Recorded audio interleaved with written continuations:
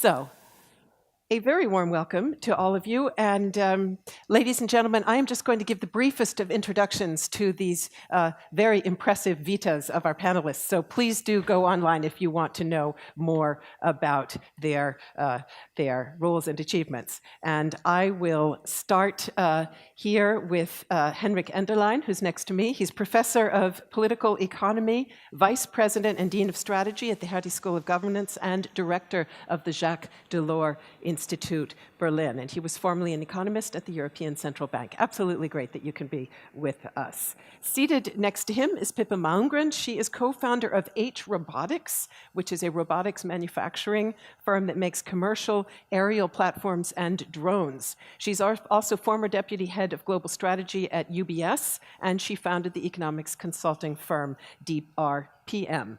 Warm welcome to you as well. Seated next to her is Stephenie Foster. She's a former US diplomat who left the State Department in January 2017 to become partner at Smash Strategies, a firm dedicated to advising businesses, foundations, and philanthropists on supporting rights and opportunities for women and girls. And finally, I'm very pleased to welcome my colleague, Antonia Rados. She is chief foreign correspondent at the RTL television network. She's based in France, and she has won prizes for her in-depth coverage of the Middle East and North Africa. Great that you can be with us as well, Antonia. So I'd like to start out, perhaps not too surprisingly, with getting at least a bit of a response from a couple of you on the outcome of that French election. And I'll ask you to get us started, Henrik Enderlein. Would you say that populism is now on retreat? Is the French result a decisive defeat or perhaps just a temporary breather? First, what a great morning. It's nice that Europe can strike back. Europe can still win a popular vote. I think that's an important signal we got yesterday night. And it's also, for me personal, Emmanuel Macron is a close friend. Half a decade ago, I walked into the Élysée because people had told me, you need to meet this young advisor of President Hollande. And the moment I spoke to him, you realize this man really wants Europe and the open society to succeed. And yesterday, seeing him in the Louvre walking to the Ode of Joy, what a symbol. He was not obliged to put this European symbol first, but he did do that. Now, just to your question, I think what we see in France is indicative of a second dimension of politics in our societies. So we know the left-right division. What we now see increasingly is a second axis, which is opposing the closed to the open society. We saw that with Brexit. So the Brexit movement actually split the left, Labour, and split the Tories. We saw that in the US, where Trump won in Democrat territory, votes from workers. So he split the Democrats to a large extent. And we also saw this in France, where Marine Le Pen got a lot of the communist votes of workers and was about to split both the left and the right. Now the genius, if I may say that, of Emmanuel Macron is to fight back and to position himself exactly on the opposite of that open-closed new axis and to say, I'm not left-wing, I'm not right-wing, I'm just defending the open society. I'm pro-European.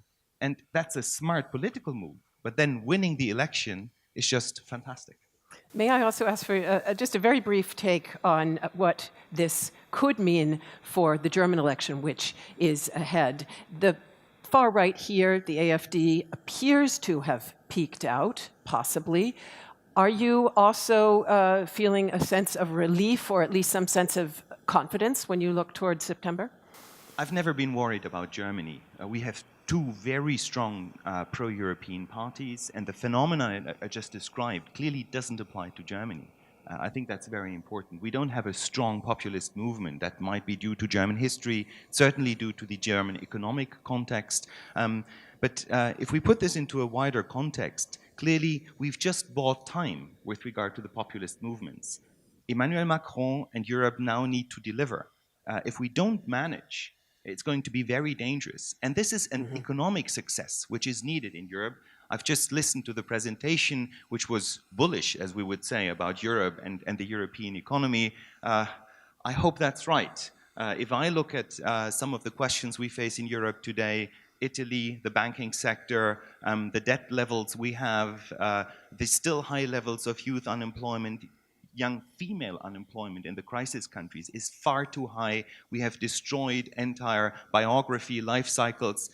It's not a cyclical upswing in the euro area that will get us out of this populist challenge. And so we need to deliver it. For the Germans in the room, it's hard to translate, but you will understand why I say it. Scheitert Macron, dann scheitert Europa. If Macron fails, Europe fails. And it's obviously that sentence Merkel said about the euro. She said, if the euro fails, Europe fails. I think we should all be Europeans today and now get to work and deliver. So let me jump over to Antonia Rados. I'm not going to ask you to talk about the Middle East because you're going to be doing that later in your spotlight session.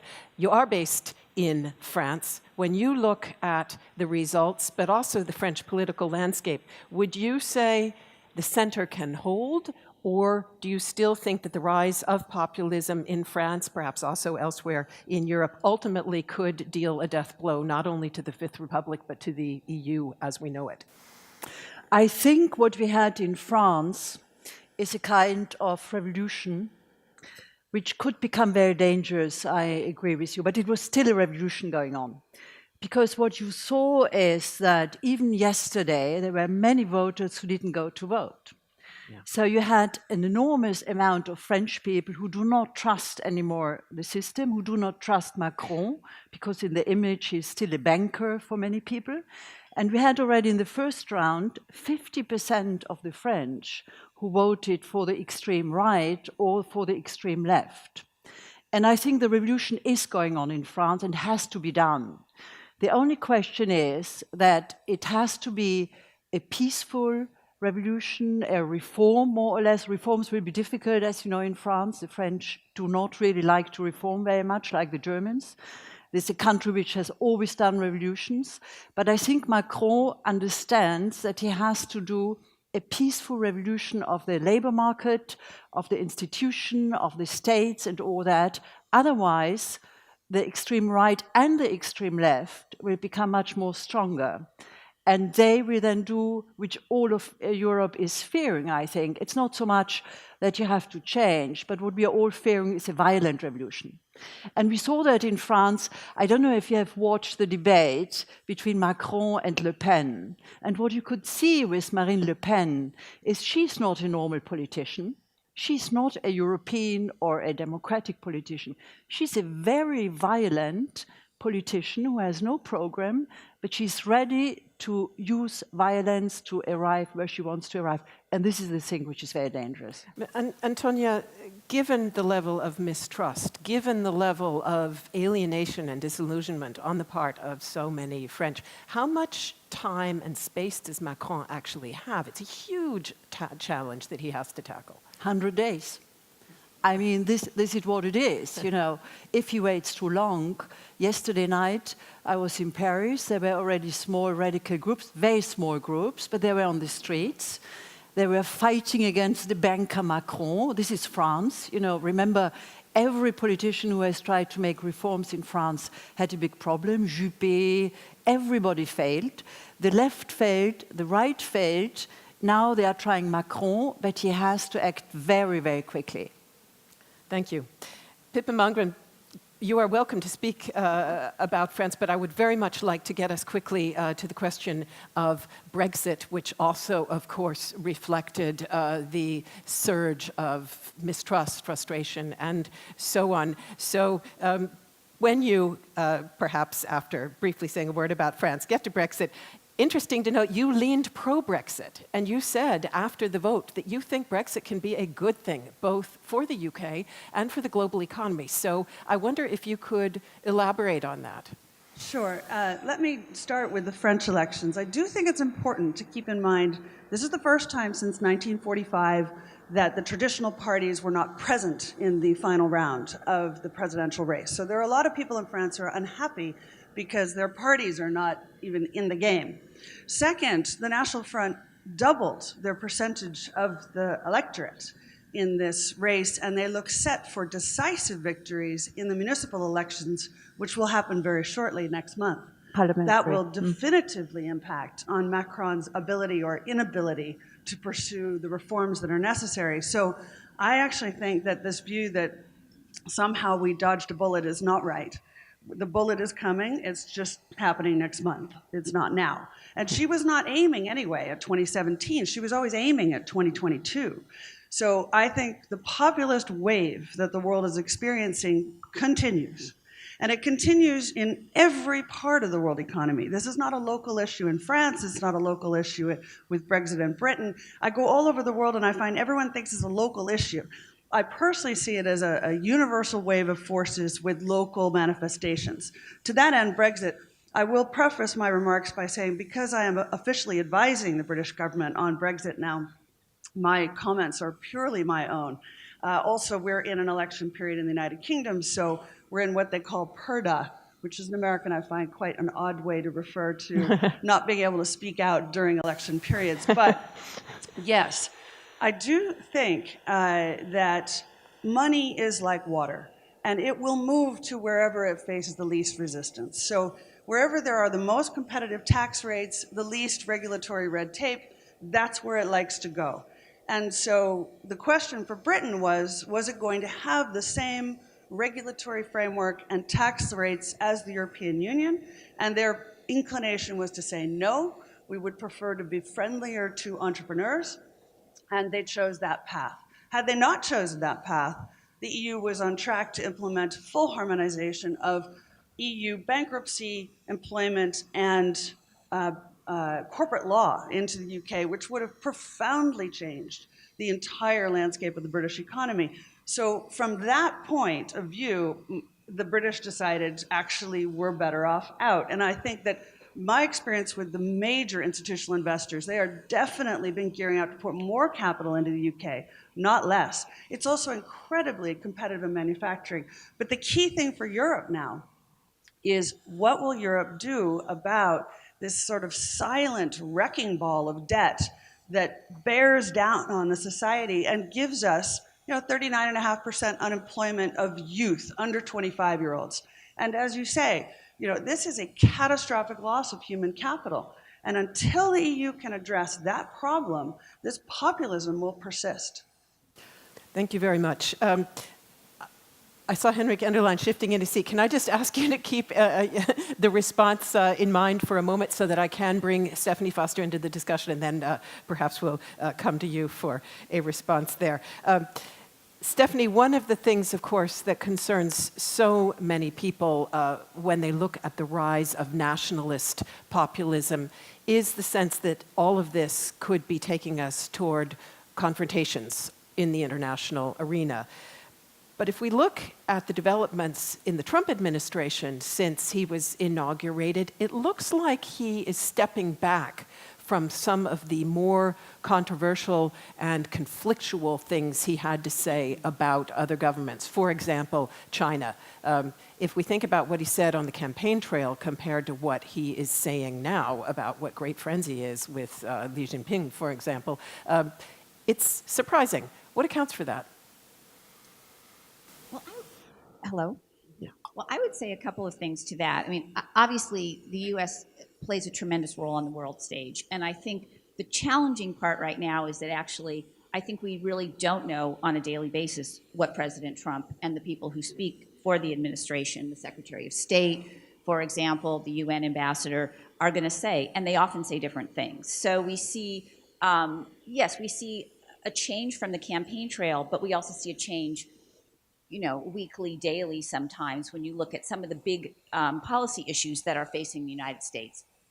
Around China is one place where there's not only been a change in a sort of outlook to China, but if you remember, the first call was from Taiwan, and there was a bit of a dust-up about were we changing a very long-standing, for the U.S. anyway, one China policy where we deal with China and Taiwan in a particular way.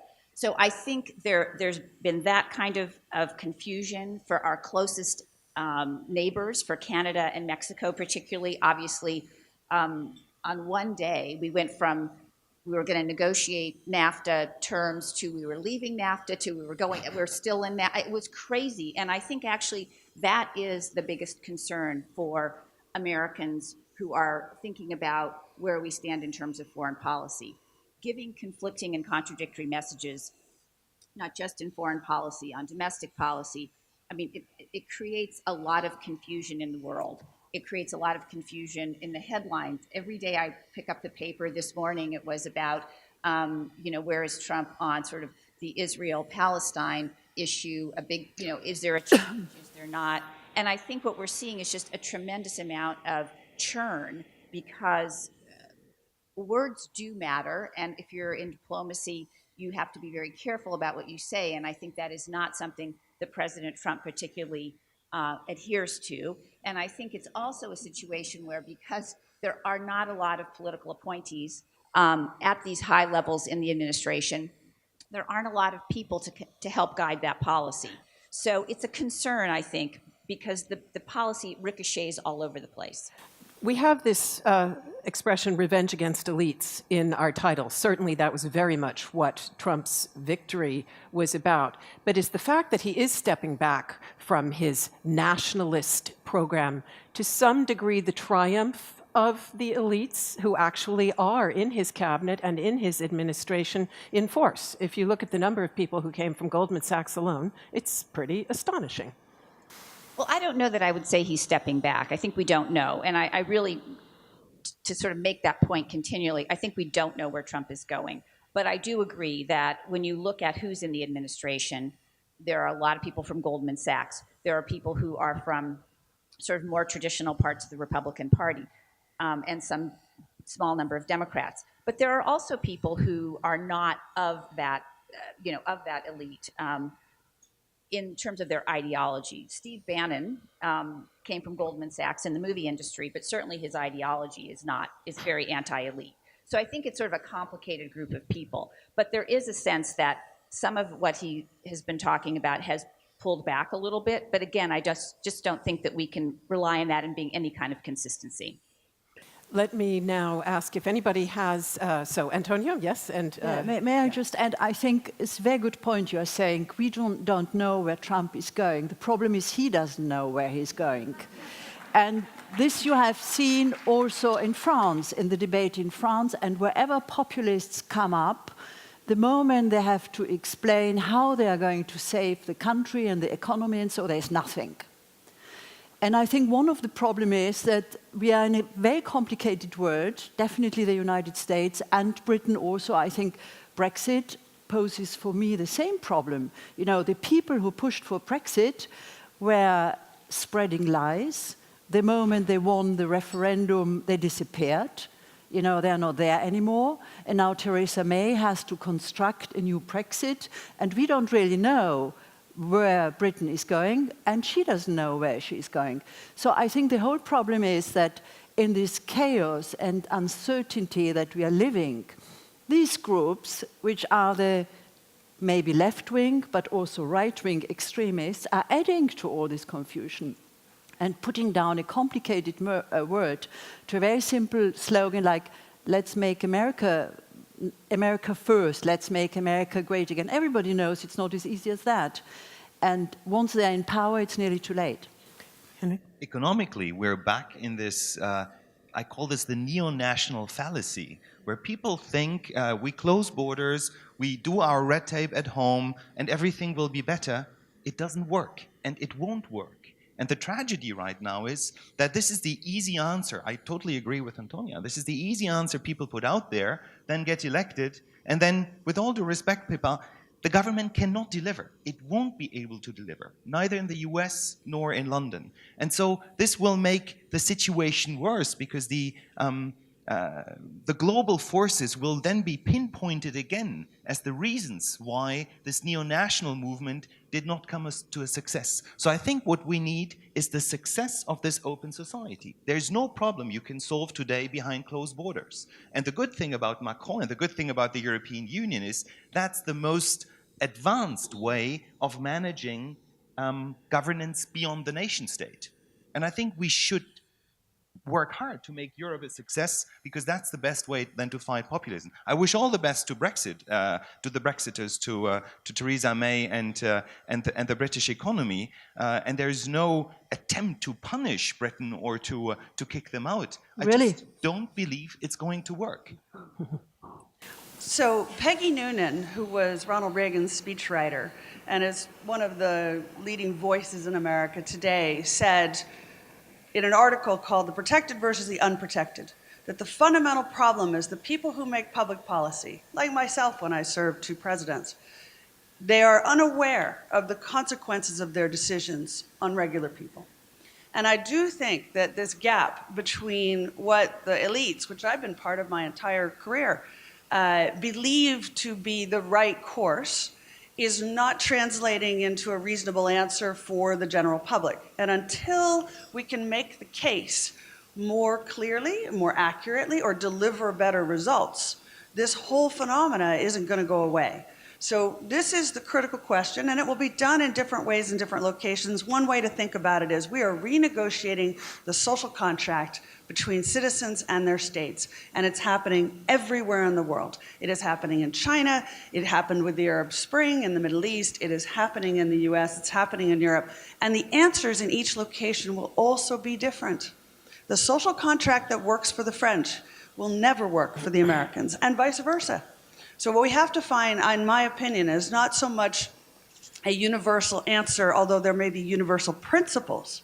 There will be local answers with universal principles. But somehow we have not yet found anyone who can make that case decisively.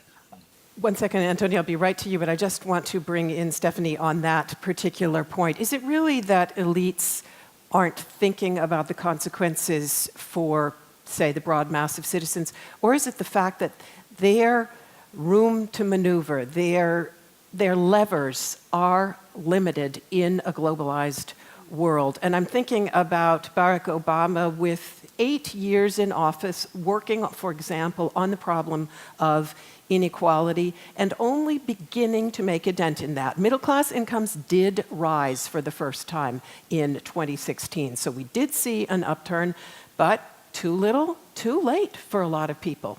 Well, I would agree. I not only worked in the administration, but I also worked on Capitol Hill for 2 senators. And so I think I actually believe that the elites, however that's broadly defined, and who knows who really an elite is, do try to understand the consequences of the policy decisions that they make. I think most people are very serious about the jobs that they have. They're thinking about this. People may disagree about the policy and therefore disagree about the impact, but I think people are conscious of what they're trying to do. What I think does happen, though, is that particularly in our system where we have divided government, though not now, and that's a whole other question about are the Republicans going to be able to deliver in united government, and apparently the answer is maybe, maybe not. But in a divided government, which we've had in the United States for really realistically since 1994, you see that the levers are very limited. And there's a lot about public opinion that's important in terms of pressuring the Congress, pressuring the local state governments to really do things in a different way and pushing those ideas along. I do think the most glaring mistake made in this last election by the Democratic Party, my party, was I think probably, even though Hillary Clinton did get 3 million more votes than Donald Trump and so ostensibly did win the election, was in particular places not being able to adequately communicate to people about why voting for Hillary Clinton was really in their economic or social best interests. And I think, interestingly, we did see people voting for Donald Trump who voted for him, and I think are not going to be happy not really even in the long run, in the short run, with losing health care, with not having, jobs come back right away. All these promises that in 100 days, which we've just passed in the United States, have not been able to be implemented. Now, to be fair, and I am not a Trump supporter, it is really hard to do something in 100 days. So I think that is the reality. But if you've made those promises that you can change things like that, and then you don't do it, American voters are kind of fickle, right? As maybe all voters are, but I only know really American voters, that they get very anxious. And so I think part of it is Donald Trump may soon be the elite person that they are railing against. We don't know, and I think that's why this is a very volatile and troubling time. Antonia, I know you wanted to make a remark anyway, but can I also ask you to dig down a bit deeper on this point about the crisis of globalization? there are two different aspects of that are clearly driving the trend toward nationalist populism. The one is the economic one. Janet Henry reminded us about slow wage growth, the fact that a lot of the benefits are only apparently flowing to the financial sector. The other one is the identity issue. How did those two work together? You might say, is it the economy stupid, or is it identity stupid, or is it somehow a mix of both? Going back to Clinton's... Yeah, I think I have a problem with the term identity and with the term elite. Because I think these are terms we have never heard before, and all of a sudden they're everywhere. And especially if somebody like Trump, who apparently is a millionaire or a billionaire, we don't know because we don't know his tax returns, he is the one who is fighting against the elites. People like Farage, who is fighting against the elite, and he is a successful, or he was a successful banker. So I have a problem with this term of elite, because I think the elite is not the problem. It's always a problem. What is this elite doing in political and economic terms? There can be a good elite and a bad elite, but it doesn't mean automatically that being an elite is something bad. Identity is the same problem. You know, if you go around the world, all of a sudden you have this idea of identity. What does it mean to have an identity? We are all, you know, women, but we are also journalists, we are also business women, we are also mothers, we are also wives, we are whatever we are. We have a very complex identity, and it's not only that you're British, French, or German. So I think these are two terms which have been introduced on purpose, in my view, by this new elite, which is a populist elite, and I would say, basically, I would go even further. I would not only call it a populist elite, Paul Krugman called it the white nationalism. People who are white in America and in Europe and who are afraid to lose it. But basically, if we bring it down to the real terms, it's racism. It's saying, well, you know, you are the ones who should rule the world. And this, I think, is globalization is a very destructive force. And it's destroying all these identities and so. And if you go today to the third world, they don't have a problem with globalization. If you go to India, people are happy. You know, they have jobs, they are growing, they are building up their lives. You know, they are, even in the Middle East, there are certain countries where young people want to have a future in this globalized world. They want to come to Europe, they want to go to America. So I think we have to be very careful with this kind of talks about the problems of identity and the problems of elite, because in my view, they are politically charged words which should be carefully watched and not used like that. Just a quick reaction. I think this issue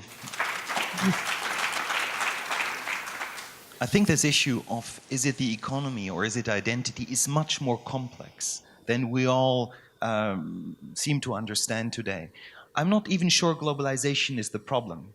We've had globalization for 20, 30 years. The moment it got difficult was after globalization went into a fundamental crisis. And I mean, it's very superficial, but the last time populism was that strong was after the 1920s, 1930s crisis. So perhaps there is something with an economic decline. Now, we don't see it in the data immediately. If we look at the Trump electorate, the median income of the Trump voter is $10,000 US higher than the median income of the entire US American population. So it's not that the poor voted for Trump, or it's actually the split society I tried to describe in the beginning.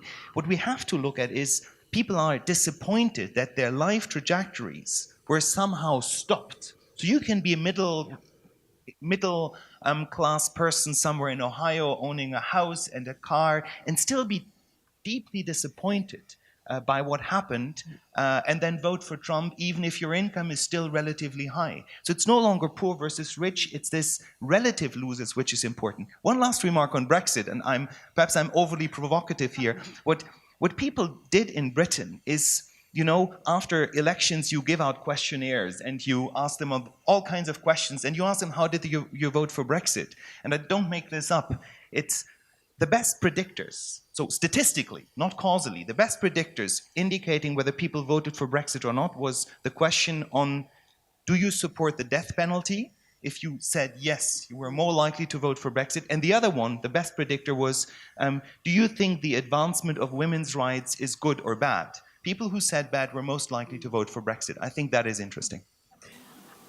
I'm holding my iPad tightly in my hand now because we've got so many great questions on the iPad, and a lot of them go to what would have been my next block of questions anyway, namely, where do we go from here and what can we do? So let me come to some of these questions that are on the iPad, starting with you, Pippa, and a number of the questions have to do with the role that leaders can take, and several of you on the panel, of course, do advise both political and business leaders. So let me ask you for your answer, first of all, on this one. What exactly does Europe have to deliver in order to counter populism? And I'm going to add to that the second question, what is the contribution that corporates can make to counter populism? So what would you tell those business and political leaders about what they need to be doing? So I would say, first of all, the interesting one angle on this is the right over these years kind of abandoned the concept of the national interest, and the left abandoned the workers.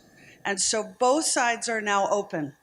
And so leaders who want to address this issue have to both define some concept of the national interest in a way that's satisfactory to the public, but also go back to looking after the workers. And I totally agree with your assessment that the definition of a worker could be a quite well-off person who still feels like I'm a worker, but I don't feel better off. So the question of how to raise living standards becomes central. In Europe in particular, I do think the two big issues that have to be addressed are high youth unemployment. And until something is done about that, we're going to continue to see populism persevere.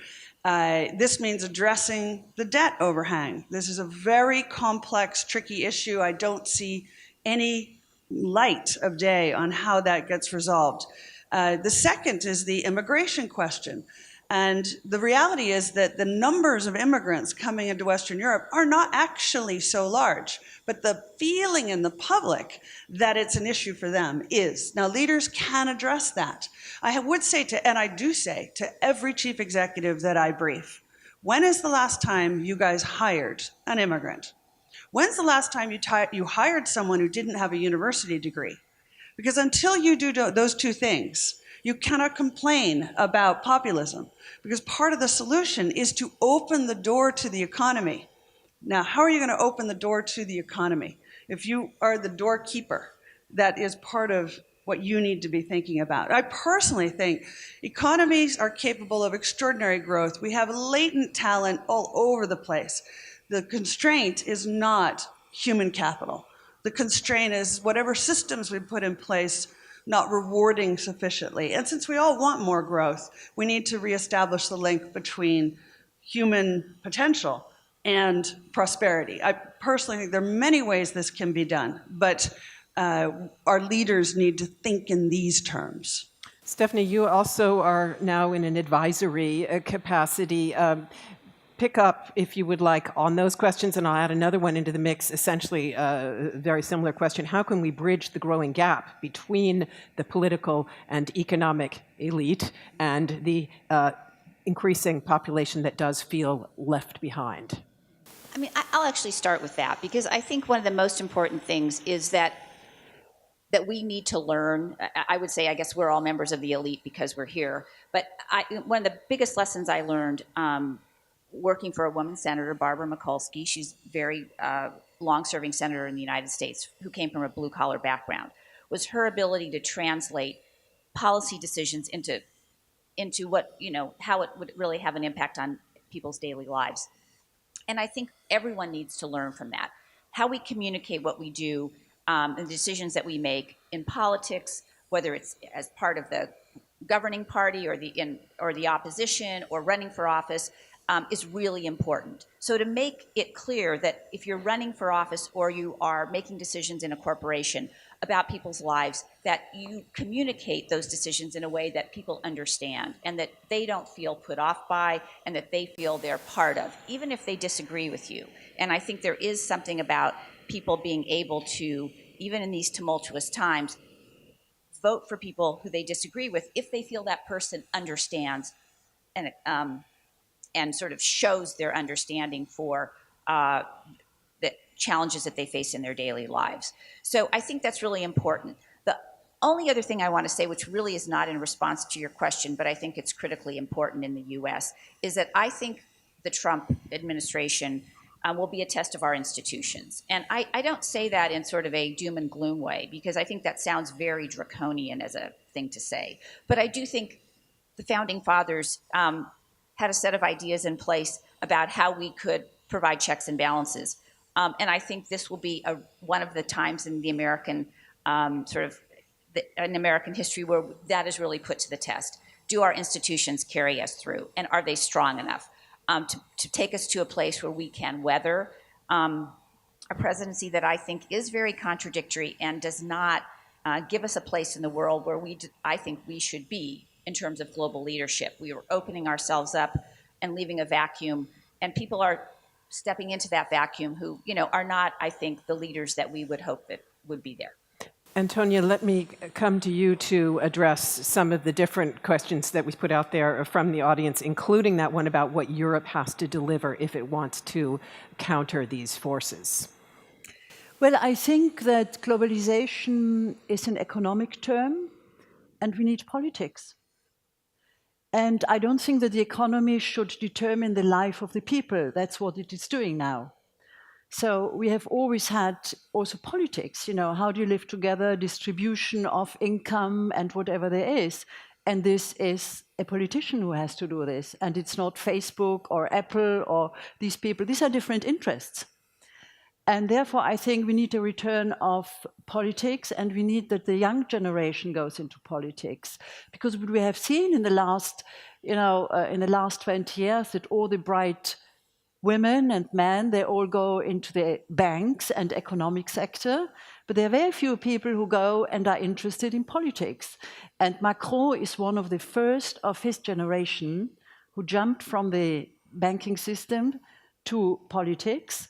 I mean, Trump is very old. There was Hillary Clinton was quite an old generation. So we do not really have young, forthcoming politicians because everybody who is bright is afraid of the political scene, doesn't want to do that. We need that. We cannot have bankers determine the course of a nation and of the history.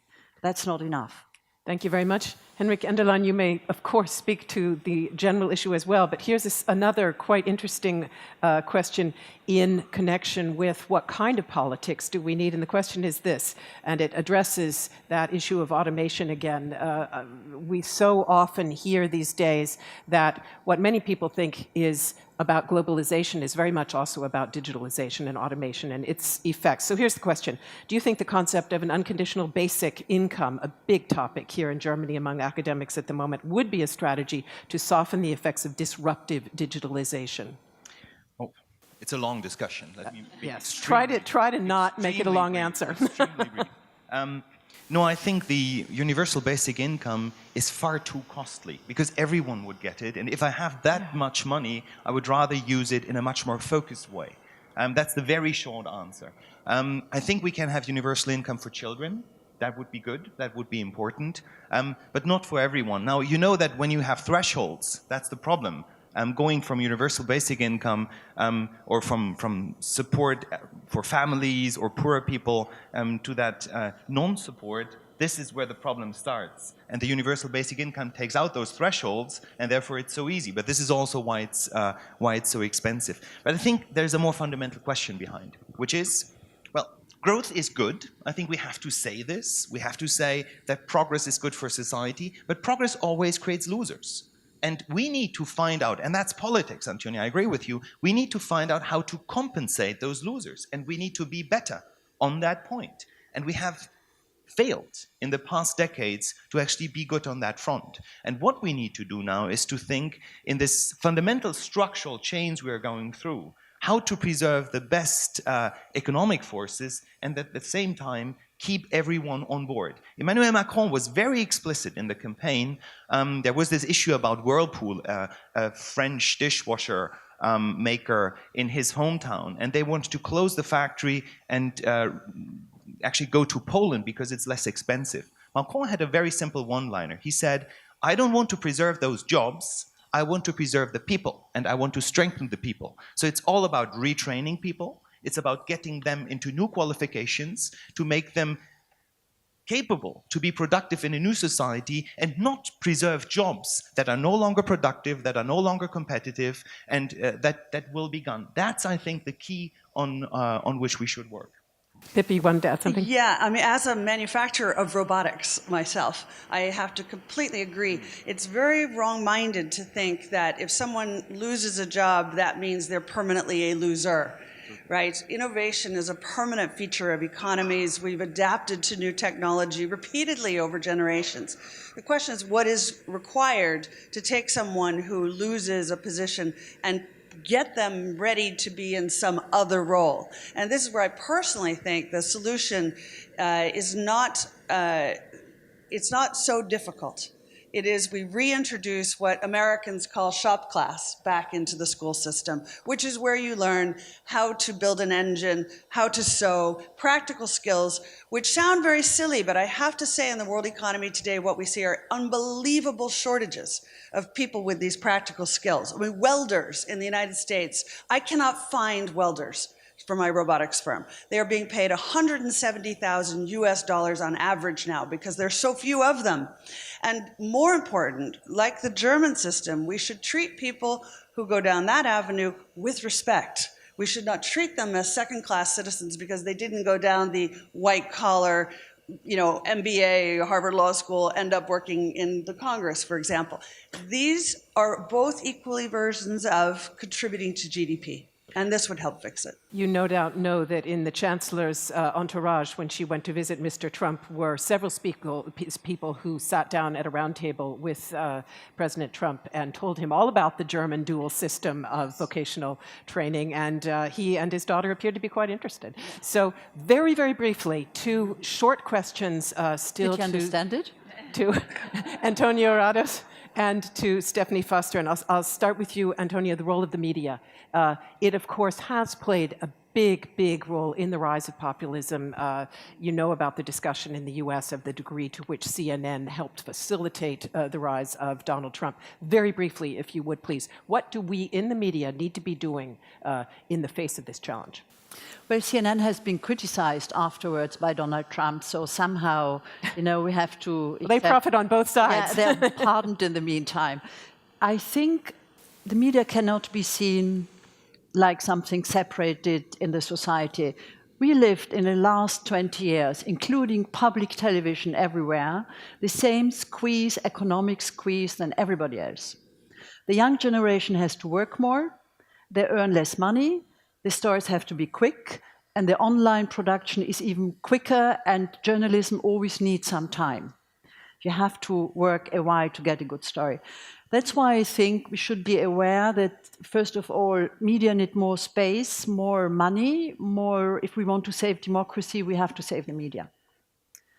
But there's also a dark, uncontrolled, not transparent world in the internet, which I ask myself, who is going to control all this fake news, this alternative news, how they are called in the Trump administrations, and all these things. I mean, again, in France, for example, if you remember, there was a terror attack on the Champs-Élysées just a week ago. The first fake news in the internet on Twitter were by anonymous sources. And afterwards, it comes out, Le Monde did a big investigation, that there were members of the Front National, of the party of Le Pen, who has given this news. So we never know who these people are, what is their intention, where does the money come from, why they're doing these things, whereas real journalism, we have a face, we know who it is, and this is a very important thing. The media has to stick to that. Thank you very much. And we will be coming back to that subject at the end of the day today in an exclusive interview with Jackie Kelly from Bloomberg. So we definitely are going to be very interested to hear her thoughts on that. Last, briefest of questions to you, Stephenie. It's a big question, but if you will keep your answer very short, I would appreciate it.